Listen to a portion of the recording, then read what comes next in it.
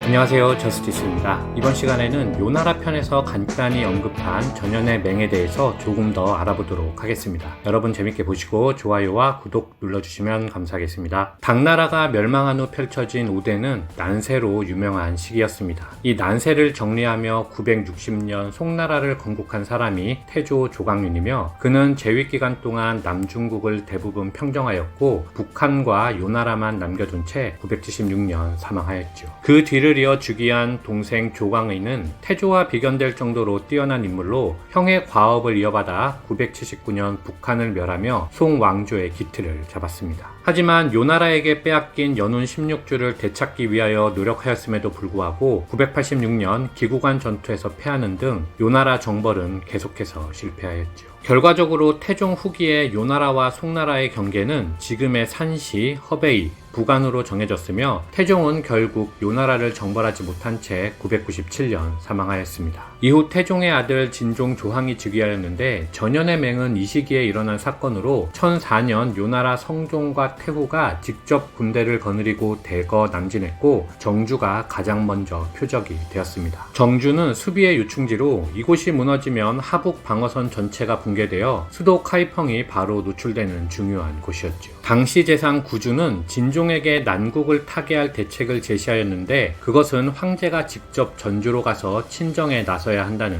것이었습니다. 비록 요나라 기마병의 살상력이 뛰어나다 하더라도 하북 방어선에 있는 송나라 부대는 대략 17만 명 정도였으며, 남침한 요나라의 군대는 송나라의 군대보다 규모가 작았을 뿐만 아니라 송나라 군대는 이미 집결을 완료했기 때문에 황제가 도착하여 친정을 시작하기만 하면 군의 사기가 진작되어 승리할 수 있다고 판단한 것이었죠. 구주는 황제를 자극하는 말과 적절한 부추김으로 자신의 주장을 관철시켰고 11월 20일 진종은 마침내 하북으로 향하여 26일 전주에 도착했습니다. 이제 양국 황제의 친정으로 인하여 이 전쟁은 단순한 전투라는 범주를 넘어서게 된 것이었죠. 한편 요나라의 입장에서도 전쟁을 오래 끌 생각은 없었습니다. 요군 총수 소달람이 송나라 장수 장계의 쇠뇌에 맞아 사망하기도 하였을 뿐만 아니라 예전처럼 그들의 남친 목적은 영토 획득보다는 공성전과 약탈에 있었기 때문이었죠. 따라서 전선 또한 하북의 북쪽 일대에 국한되었고, 당시 요나라가 송나라의 수도까지 압박할 실력을 갖추었다고 평가하기도 어려웠습니다. 따라서 양국은 12월에 실질적인 협상을 시작했습니다. 송나라의 사신은 조이용이었고 요나라의 사신은 한기였는데, 양국의 평화회담은 흥정이 오가는 줄다리기로 변하였고, 결국 송나라가 매년 비단 20만 필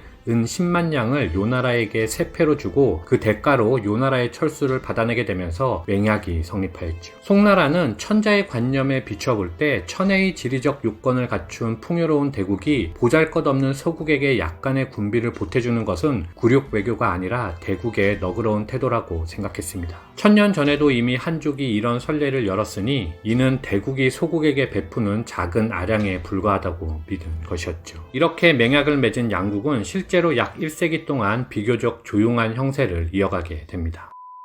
당나라 시절부터 5대에 이르기까지 중원의 오랜 전란에 지친 중국 백성들은 무력으로 통치하는 정권에는 이미 등을 돌린 지 오래였습니다. 이런 상황에서 화평을 강구하는 기본 전략은 새로운 황제가 추구할 수밖에 없었던 시대의 요구였죠. 안 그러면 송나라도 5대가 그랬던 것처럼 몇 년을 버티지 못하고 무너질 것이라는 것을 태조 조광윤은 잘 알고 있었습니다. 이런 시류에 편승한 전현의 맹은 송나라에게 안녕과 번영을 주었지만 동시에 대외 무력 사용을 포기하는 계기가 된 중요한 사건입니다. 이후 주변국들로부터 송나라가 겪은 고초를 감안한다면 전현의 맹은 강력한 군사력을 동반하지 않는 평화가 얼마나 허무한 것인지를 보여주는 사례라 할 수 있겠습니다. 이상 마치겠습니다. 감사합니다.